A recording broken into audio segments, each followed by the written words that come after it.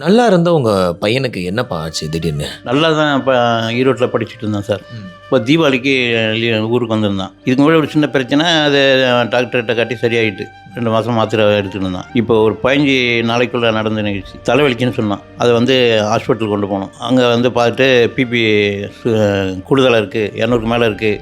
X ray எடுத்து பார்த்துட்டு பையனுக்கு வந்து உப்பு கிட்னியில் உப்பு படிஞ்சிட்டு ரொம்ப ஆபத்தான நிலையில் இருக்குது.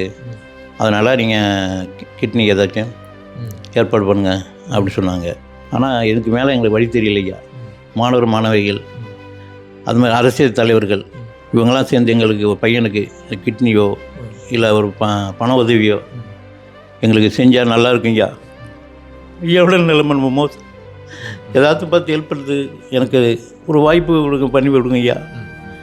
இது வந்து நான் என்னுடைய குழந்தைக்கு வேறு வழி தெரியலை, சூழ்நிலை அப்படி இருக்குது.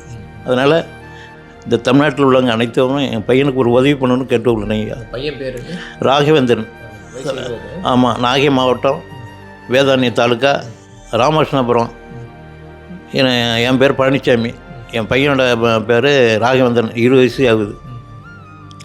சரியாடியா, தைரியமாக இருங்க. ஆமாய்யா. ராகவேந்தர் அவங்களுடைய பையனுடைய பெயர். திடீர்னு வந்து உடல்நலக்குறைவால் வந்து மருத்துவமனையில் வந்து அனுமதிக்கப்படுறாரு. அனுமதிக்கப்பட்டு அவருக்கு வந்து கிட்னி வந்து டிரான்ஸ்பிளான்ட் பண்ணணும், அதாவது கிட்னி மாற்று அறுவை சிகிச்சை பண்ணணும் அப்படின்றத வந்து மருத்துவர்கள் வந்து சொல்லியிருக்காங்க. 3 மாதத்துக்குள்ளே பண்ணியே ஆகணும்.